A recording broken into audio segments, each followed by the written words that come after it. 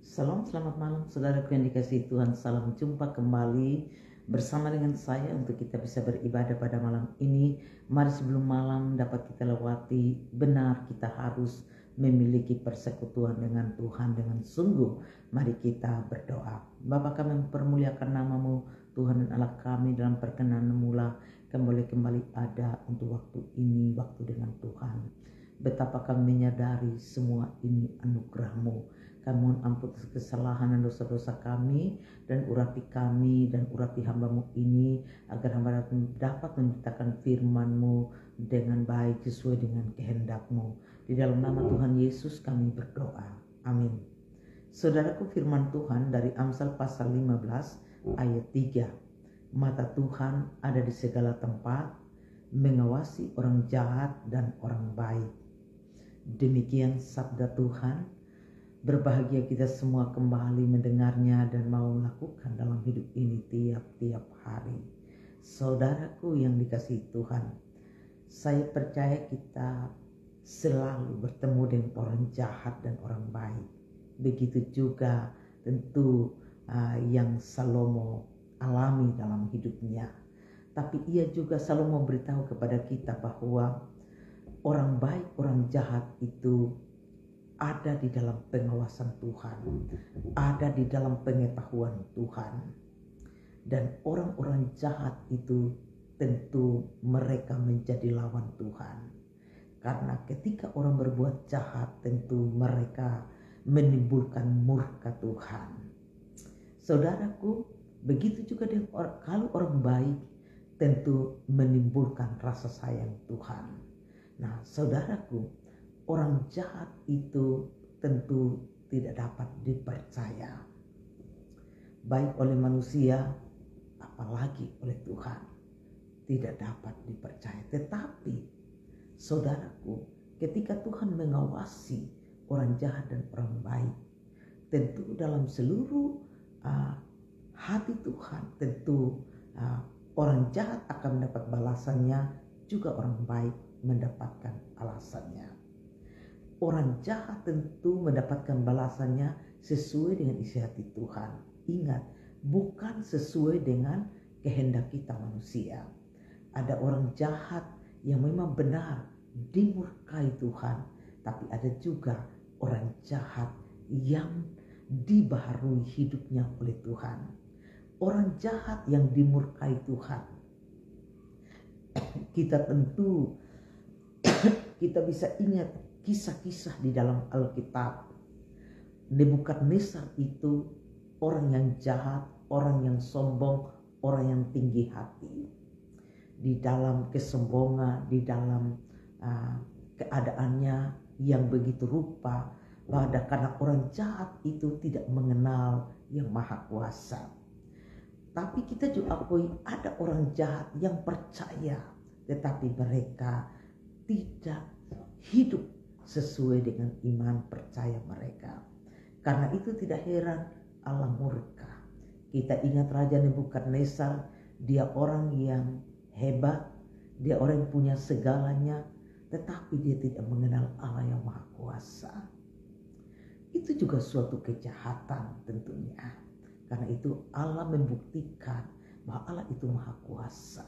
Maka Allah mengatur dalam kuasanya bagaimana Raja Nebukadnezar ini dihalau dari kerajaannya ke hutan selama 7 tahun. Kita ingat kisah itu ketika dia bermimpi buruk, lalu ada Daniel menerjemahkan arti mimpinya dan memang benar kenyataannya.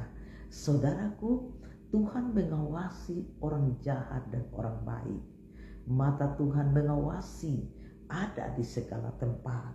Karena itu kita perlu menata hidup kita supaya kita jangan jadi orang yang jahat. Orang yang jahat itu bisa saja hati kita yang tidak baik, tidak benar, ucapan bibir mulut kita yang tidak baik, tidak benar, itu juga menjadi hal-hal yang jahat di mata Tuhan. Kita pernah atau selalu mendengar apa yang ditabur itu yang dituai. Karena itu hindarilah perbuatan jahat, hindari ciri orang dengan kehidupan yang jahat, Tetapi mari kita juga melihat menurut Salomo, Tuhan punya mata di segala tempat, bukan saja untuk orang yang jahat, tetapi juga untuk orang yang baik. Nah saudaraku, tetapi kita masih ada di dalam bagian orang yang jahat, ya. Orang-orang percaya juga banyak kejahatannya. Kita tahu begitu banyak dipertontonkan dengan jelas, dengan kuat, dan rasa aman-aman saja mereka melakukannya. Seperti kisah pada masa Nabi Yeremia, bagaimana kejahatan dari umatnya itu dipertontonkan dengan jelas. Mereka tidak lagi memperdulikan Tuhan. Kita bisa baca itu dalam kisah, dalam kitab Nabi Yeremia. Tuhan memberitahu rancangan kecelakaan melalui Nabi Yeremia bagi mereka. Ya, mereka akan dimurkai dan akan dibuang ke Babel. Tetapi mereka bertambah jahat di mata Tuhan. Bukannya mereka bertobat, tapi mereka justru melakukan kejahatan, dan mereka menganggap bahwa Tuhan itu tidak melihat, atau mereka juga tidak memperdulikan lagi ya hidup yang benar dan baik dalam hubungan dengan Tuhan. Karena itu kita tahu ancaman bagi mereka harus ditawan ke pembuangan di Babel. Nah saudaraku, kejahatan mereka lakukan. Karena itu tidak heran mereka menjadi lawan Tuhan. Yakobus memberitahu kepada kita bahwa persahabatan dengan dunia ini adalah permusuhan dengan Allah. Dan itu yang dipertontonkan dengan jelas oleh orang-orang percaya, oleh umat Tuhan pada masa Nabi Yeremia. Khotbah tadi pagi itu jelas. Karena itu mereka menuai apa yang mereka tabur. Padahal Tuhan dengan kasih-Nya begitu menunjukkan caranya untuk membawa mereka kembali melalui nabi-nabinya. Tetapi mereka semakin jahat dan mereka justru membunuh nabi Tuhan. Karena itu memang murka Tuhan harus mereka alami. Itu akibat hasil kejahatan. Saya mau bilang begini Bapak Mama, orang jahat itu sama dia kalikan dia hidup itu dengan hal yang sia-sia. Ya. 1 kali 2 pasti 2. 2 kali 3 pasti 6. Ya. Itu benar. Tapi kalau orang jahat, biar dia itu senang 1000 kali, tapi diam sementara kali dia punya hidup itu dengan sia-sia, maka sama dengan 2 kali 2 juta itu sama. 2 kali 2 juta dan kali dengan sia-sia itu sama dengan 0. Atau begini, 1 juta kali 0 sama dengan 0. Ya. 2 juta kali 0 sama dengan 0. Jadi sesuatu yang kita tabur kali dengan sia-sia pasti sia-sia adanya. Menyedihkan Bapak Mama Saudara-saudara kalau hidup kita diisi dengan cara-cara yang jahat. Nah kita sebagai orang-orang percaya seperti yang saya katakan tadi bahwa banyak kejahatan yang ditunjukkan oleh orang-orang percaya. Pada masa Tuhan Yesus begitu banyak ditunjukkan kejahatan mereka. Tapi Tuhan memang dia datang sebagai juru selamat. Karena itu di tengah kejahatan manusia, ia datang. Mereka yang harusnya itu harus dihukum, tapi justru ia berdiri untuk membela mereka. Nah Bapak Mama Saudara, karena itu tentu kita dituntun atau dipelihara malam ini. Kita hindari cara-cara, perasaan, tutur kata, pikiran, perbuatan yang jahat. Karena itu menimbulkan murka Tuhan. Atau dengan kata lain, kita melakukan permusuhan dengan Tuhan sebagaimana Yakobus katakan. Tapi saudaraku, marilah kita benar-benar membenahi hidup kita. Kita diingatkan juga oleh apa yang dikatakan Tuhan Yesus, bahwa orang dengan kata-katanya yang jahat memiliki perbenaran hati yang jahat. Sebaliknya, orang memiliki kata-kata yang baik memiliki perbenaran yang baik. Orang-orang percaya tidak boleh ada pada jalan kejahatan, sebab itu jalan kebinasaan, jalan menuju kehancuran. Masih ingat kisah Yudas yang dipilih oleh Tuhan? Hatinya menetapkan Yudas untuk menjadi muridnya, tetapi ia menarik diri pada kepentingannya dan dia jahat dalam hidupnya. Kejahatan menguasainya, tidak tanggung-tanggung. Tuhan yang adalah guru dan Tuhannya itu harus dijual dengan begitu murahnya, hanya 30 keping perak. Begitulah kalau kepentingan diri menguasai kita, maka yang berharga bisa hilang dari hidup kita. Sesuatu yang seharusnya terbaik kita pelihara, tapi justru kita buang dan menganggapnya sia-sia. Jadi orang-orang jahat itu tidak akan lagi melihat sesuatu yang harusnya berharga. Dia melihat itu sebagai sesuatu yang sangat murahan, bahkan tidak ada guna. Dan sangat menyedihkan akibat daripada cara hidup seperti itu. Dan kita tahu Yudas mengalaminya. Saudaraku, malam ini tentu kita dipelihara. Jangan jadi orang yang jahat. Ingat, mata Tuhan di segala tempat. Hati-hati, gunakan matamu. Hati-hati, gunakan mulutmu. Hati-hati, gunakan HP-mu. Hati-hati, gunakan jarimu. Karena Bapa di sorga melihat ke bawah. Hati-hati, gunakan hidupmu. Bab mama yang kedua, Tuhan mengawasi orang baik. Ya. Orang baik ini, bab mama, pasti disenangi Tuhan. Orang baik disenangi Tuhan. Bahkan Tuhan menyimpan kebaikan bagi orang-orang yang baik. Apa yang kita tabur itu yang kita tuai. Karena itu berusahalah baik dalam perasaan, dalam pikiran kita, di dalam perbuatan kita. Saya sadari ini tidak mudah, tapi kita dipelihara dengan firman Tuhan. Ingat, di tengah sesuatu yang gelap, kita berusaha menemukan terang di situ. Ini perlu. Di tengah panasnya situasi, kita berusaha membawa suatu, orang-orang baik akan membawa kesejukan. Di tengah salah jalannya orang lain, orang-orang baik akan membawa jalan yang terang.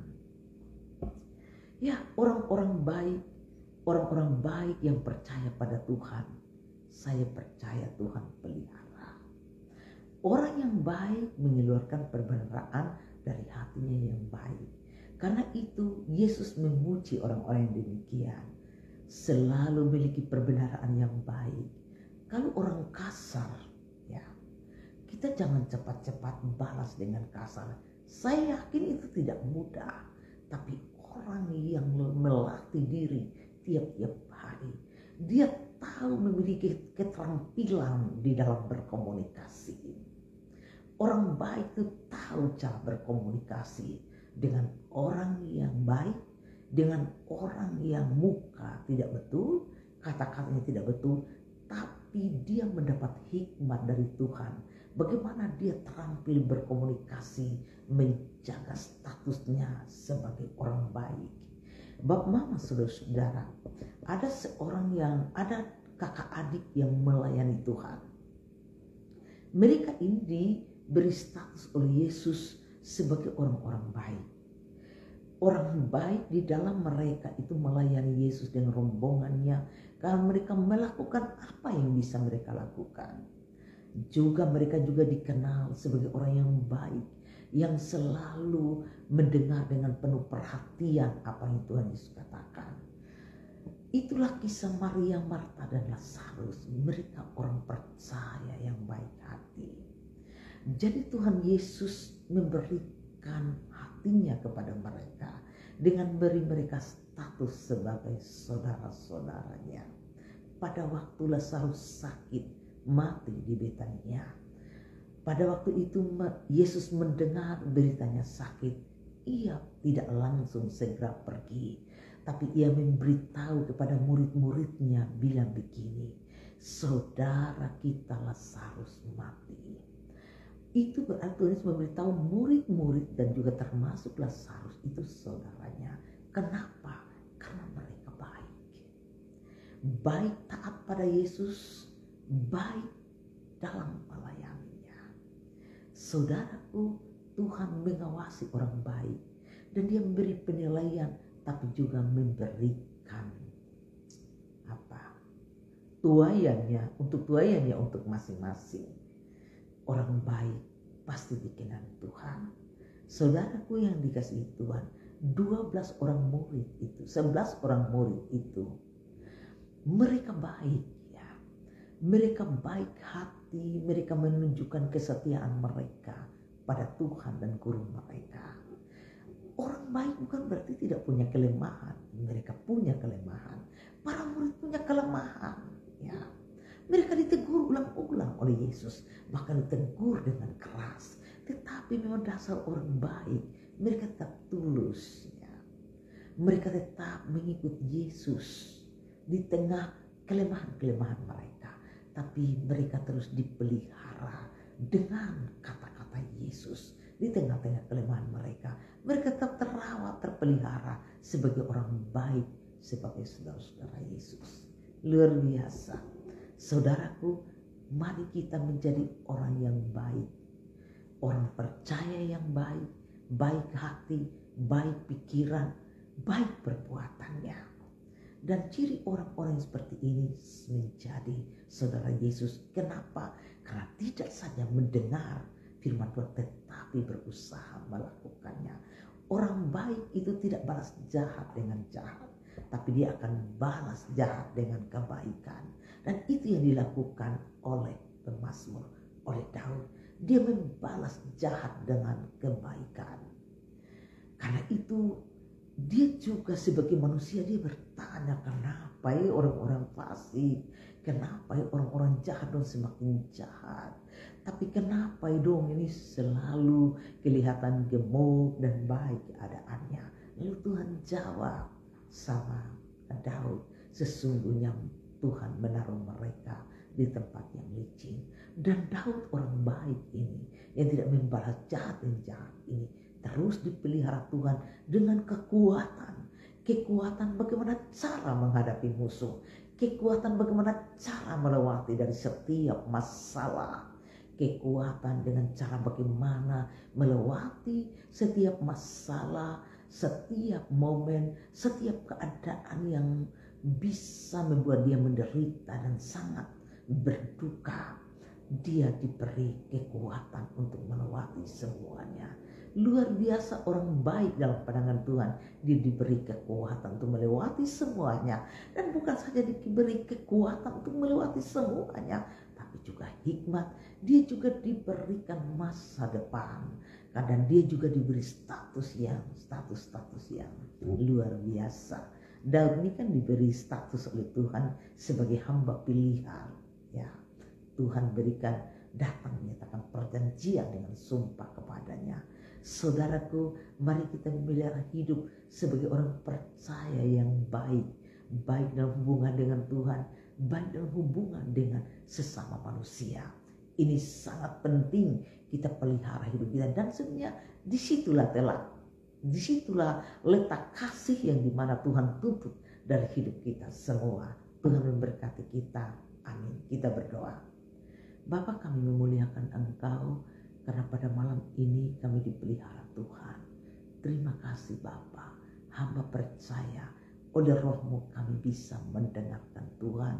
Bapa, hamba berdoa bagi saudara-saudara hamba, pelihara mereka, pelihara kami semua dengan kekuatan roh dan firman-Mu seumur hidup kami, supaya kami berjuang hidup berkenan kepadamu. Kami akan bermalam dan hamba mohon, urapi kami dengan hikmat-Mu dalam malam kami. Biarlah kami tertidur dalam terurapi dengan hikmat-Mu. Dan jika kami masih diberi hidup pada besok pagi, ya Bapa, dengan kekuatan hikmat-Mu itulah kami memulai hidup kami dengan hikmat-Mu dan juga menyusurinya. Bapa di sorga, dalam perkenanan-Mu saat ini, hamba mengucapkan berkat-Mu. Saudara-saudara, bukalah hati dan hidup-Mu, bertenanglah, rasakanlah tangan Tuhan yang memberkati-Mu. Terimalah oleh-Mu berkat Tuhan. Diberkatilah engkau di kota dan diberkatilah engkau di ladang. Diberkati lumbung makanan, kumbang air minumanmu. Diberkati keluargamu, usaha dan kerjamu dari sekarang sampai selama-lamanya. Amin. Amin. Amin. Salam Bapak Mama, saudara-saudara, sampai jumpa kembali.